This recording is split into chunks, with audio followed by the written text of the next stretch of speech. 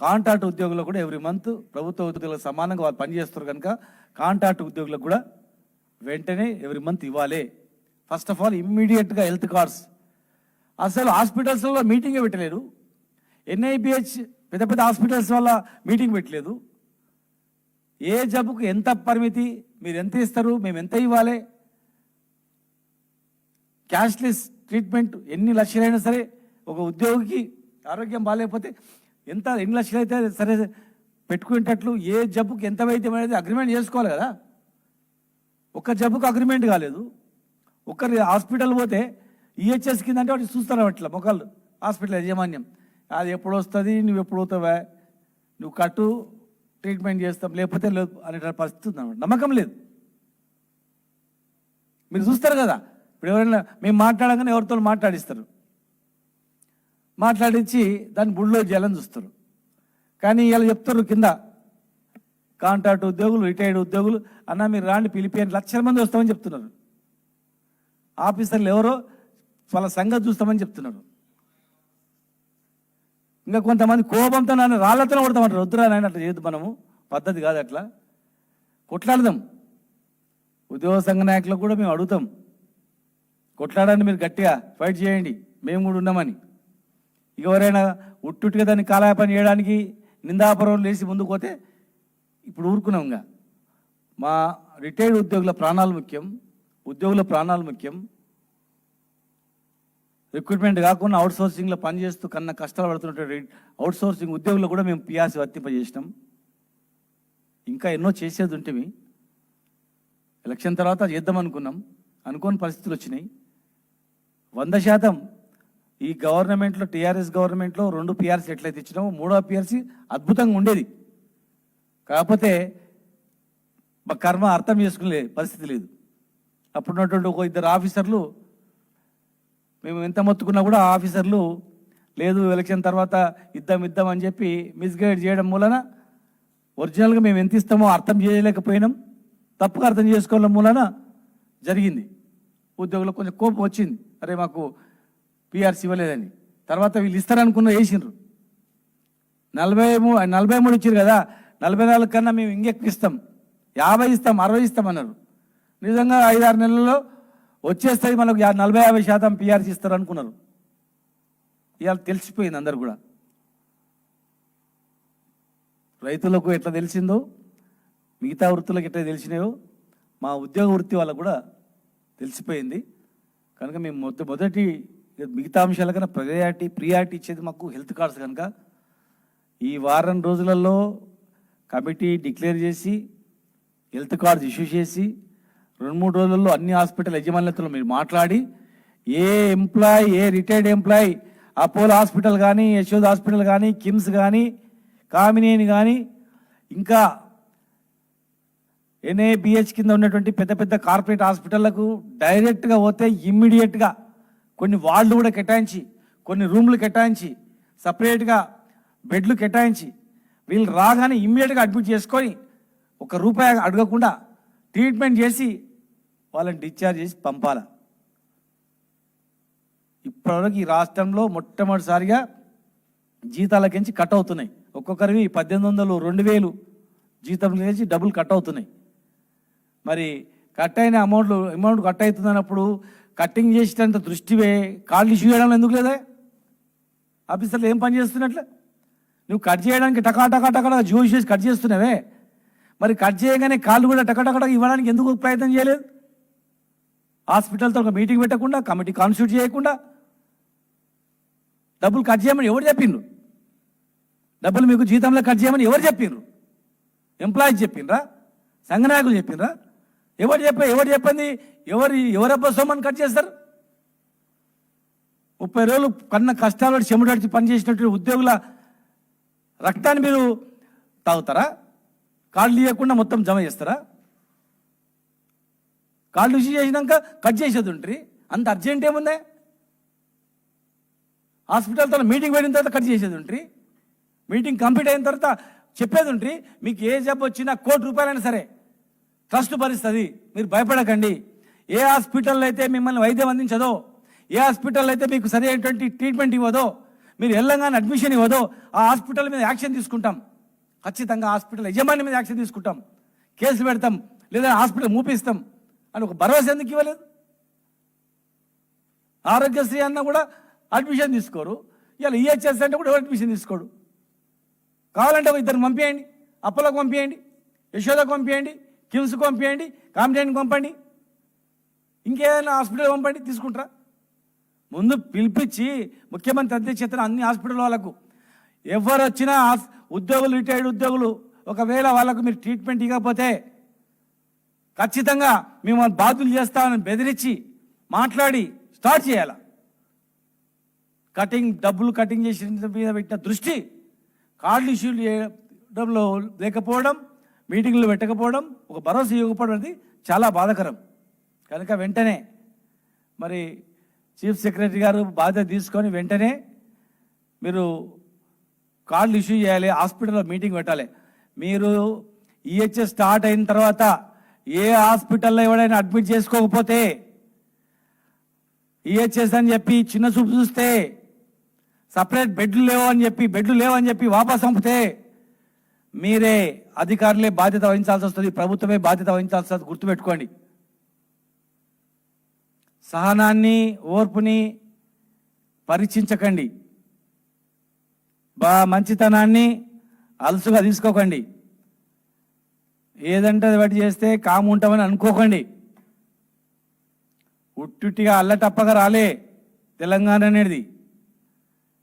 మేమందరం కలిసి 42 రోజుల సమ్మె, 17 రోజుల సకల జన సహాయ నిరాకరణ, పెండౌను, వంట వార్పు, సమరపేరి,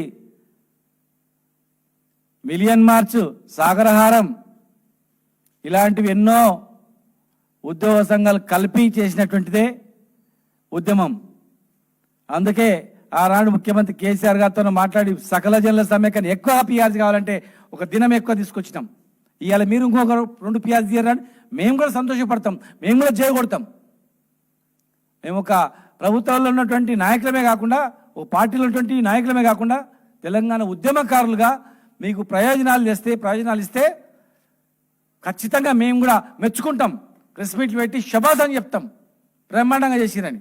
ఏ బేషేషాలు లేవు మాకు. కానీ ఉట్టే 3 ఏళ్ళు అయిపోయింది, ఇంకా 2 ఏళ్ళు లేదు. ఉట్టి కాలయాపన చేసి మాట్లాడితే కాదది.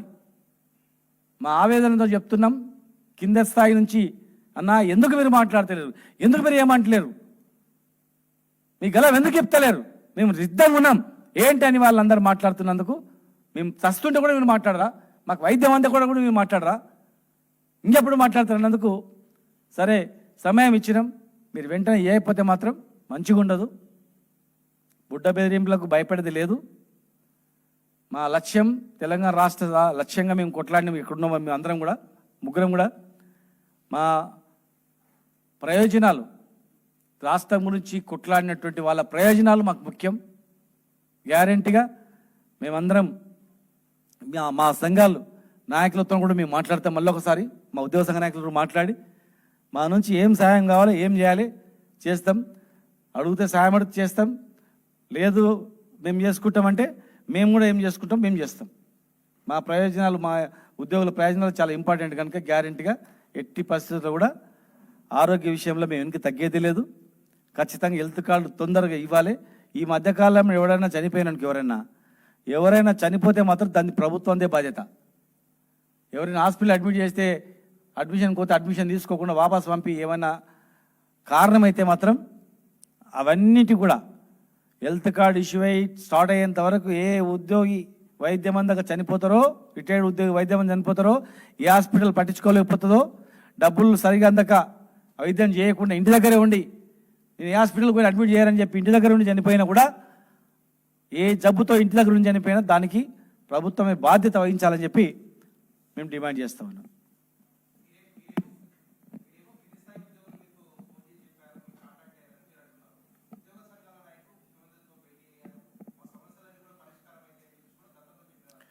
అవును, మా ఉద్యోగ సంఘ నాయకులందరూ కూడా ముఖ్యమంత్రి గారు సమావేశం అయితే ఏమన్నాడు ముఖ్యమంత్రి గారు, జూన్ 1 నుంచి హెల్త్ కార్డ్స్ ఇచ్చేస్తా పో, అయిపోయింది అన్నాడు.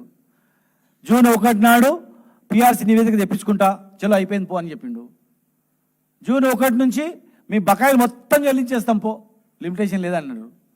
మరి జూన్ 1 అంటే జూన్ 1 2027 జూనా 28 జూనా 2026 జూన్ అయితే అయిపోయాయి. మా ఉద్యోగ సంఘ నాయకుల ముందరే అన్నారు కదా, వాళ్ళే ఒత్తిడి తీసుకొచ్చి మాట్లాడిచ్చారు కదా, మరి వాళ్ళు మాట్లాడిచ్చిండ్రు అయిపోయింది. మరి అధికారులు ఏం చేస్తున్నారు? మరి ముఖ్యమంత్రి గారు అన్న తర్వాత ఇమీడియట్గా ఇంప్లిమెంట్ చేయాలి కదా. అధికారులు ఏం చేస్తున్నట్లా చూస్తున్నట్లా? ఎవరు చచ్చిపోతాడు సావని, రిటైర్డ్ అయినోడు 5 మంది సావని ఏంటంటే చూస్తున్నట్లా? ఏం చేస్తున్నట్లా? అందుకే మా వాళ్ళు, మా సంఘ నాయకులు చెప్పిచ్చినా మరి ఫస్ట్ నుంచి ఇంప్లిమెంట్ కాలేదు కనుక మరి మేము కూడా మరి ఏం చేద్దామనేటువంటి ఆలోచన. మాకు కూడా బాధ్యత.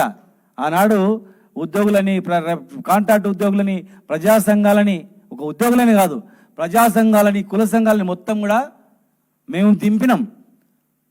సకల జనుల సమ్మెలు దింపినాం.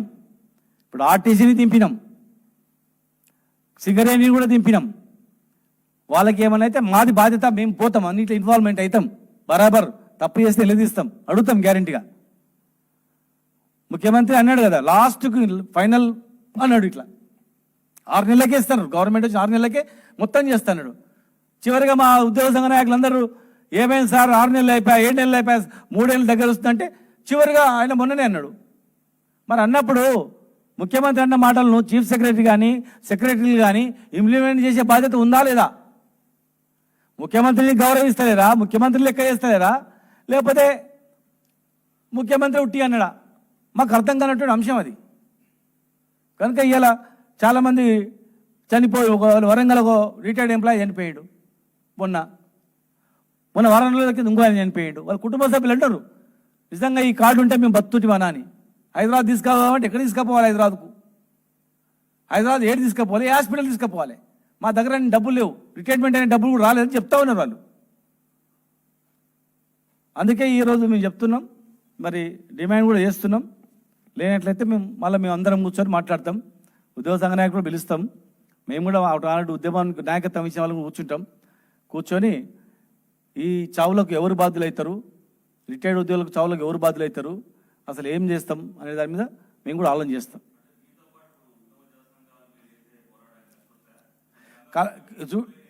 కలిసి వచ్చిన వాళ్ళతోనే కలుపుకుంటాము, లేదు మాదే మేము చేసుకుంటామన్నా మీది మీరు చేసుకోండి అనుకుంటే మేము చేస్తాం. మేము కలిసి వస్తారా అని కాదు, మేము ఇప్పుడు ఉన్నటువంటి కొట్లాడే వాళ్ళకు సపోర్ట్గా మేము కూడా చేస్తామని చెప్తాం. మా సపోర్ట్ అవసరం లేదన్నా మేము చేసుకొస్తాం అంటే మరి ముఖ్యమంత్రి చెప్పే కదా, అయిపోయి కదా, ఇంకెప్పుడు చేసుకొస్తారు? మళ్ళీ అడుగుతాం వాళ్ళని టైము, ఎంతమంది వచ్చినాక తీసుకొస్తారు? మరి సావులకు గవర్నమెంట్ బాధ్యత ఏంది? చనిపోయిన కుటుంబాలకు మరి ఏం బాధ్యత తీసుకొని వాళ్ళ కుటుంబాలు ఆదుకుంటుంది? కుటుంబంలో ఉద్యోగాలు ఇప్పిస్తుందా, లేకపోతే పైసలు మొత్తం ఇస్తారా ఏంటి? ఒక ఆయన చనిపోతే, ఖమ్మంలో చనిపోతే డబ్బులు వేసిండ్రు అంటే చచ్చిపోయిన తర్వాత లొల్లి అయితేనే డబ్బులు వేస్తారా? చచ్చినాక డబ్బులు వేస్తారా? బతికినాక డబ్బులు వేయరా? ఒకవేళ మేమేం చేస్తామంటే వాళ్ళని అడుగుతాం, మేము చేసుకొస్తాం, ఎప్పటిలోపల చేసుకొస్తాం అడుగుతాం. చాలా మాకు అదే కావాలా? ముఖ్యమంత్రి చెప్పినాక కాలేదు కదా, మళ్ళీ ఇంకెప్పుడు చెప్పిస్తారు, ఎప్పటి లోపల అవుతుందని. సంతోషమే, వాళ్ళు చేసుకొస్తే సంతోషమే. వాళ్ళు కాదు, అక్కడ మాకు రగులుతున్నది కడుపులో మంటేదంటే, మేము ఆనాడు 69 ఉద్యమంలో పనిచేసిన వాళ్ళు ఉన్నారు ఉద్యోగులు, తర్వాత మళ్ళీ మా ఉద్యమంలో చేసిన వాళ్ళు ఉన్నారు. వాళ్ళు చస్తుంటే మాకు బాధ ఉంది, ఆవేదన ఉంది. ఇప్పుడు ఈ ప్రభుత్వమా ఆ ప్రభుత్వమా అని కాదు క్వశ్చన్. అక్కడ మీరు చేసినరా మేము చేసినా కాదు, మేము చేసే కాడ చేసినాం, అయిపోయింది. ఇవాళ మేము కరెక్ట్ చేయలేమనే భావన ఉన్నందుకే అక్కడ గెలిపించుకున్నారు కదా. అక్కడ మరి ఏం చేస్తున్నారు? చేయాలన్నదే మాకు. ఎవరు వచ్చినా ఆ ప్రభుత్వంలో మేము కొట్లాడిన కాడ మేము కొట్లాడినాం, ముగ్గురం చేయించినాం, ఇప్పుడు కొట్లాడతాం. భవిష్యత్తులో కూడా మళ్ళీ మా ప్రభుత్వం వస్తే గ్యారంటీగా కొట్లాడి మేము కాపాడుకుంటాం. తెలంగాణ ఎట్లొచ్చిందంటే 10 చెప్తారు, 10 ఆనాటి జేఏసీ నాయకత్వంలో, అన్ని పార్టీలు కలిసి వచ్చిన నాయకత్వంలో, కేసీఆర్ గారి నాయకత్వంలో మేము ప్రధాన భూమిక పోషించినాం. ఆనాడు ఉద్యమంలో పాల్గొన్న వాళ్ళకి ఏం తెలుస్తుంది? ఉద్యమంలో పాల్గొన్న వాళ్ళు ఇలా మస్తు మాట్లాడతారు, అందరికన్నా ముందు వాళ్ళే ఎక్కువ మాట్లాడతారు. కావాడి మోసడానికి బరువు తెలుస్తుంది కదా. మా ఆవేదన వాళ్ళకి ఏముంటుంది? ఎట్టి పరిస్థితుల్లో మేము చేయము, ఖచ్చితంగా ఊరుకోము. మేము డిమాండ్ చేస్తూ ఉన్నాం, బాధ్యత తీసుకోవాలి, చీఫ్ సెక్రటరీ బాధ్యత తీసుకోవాలి. ఒక్కరు చనిపోతే కూడా వారిదే బాధ్యత అవుతుంది, ప్రభుత్వందే బాధ్యత అవుతుంది. ఇమ్మీడియట్గా స్టార్ట్ చేయాలి, అన్ని హాస్పిటల్లో ఇన్స్ట్రక్షన్స్ ఇవ్వాలి అని చెప్పి డిమాండ్ చేస్తున్నాం.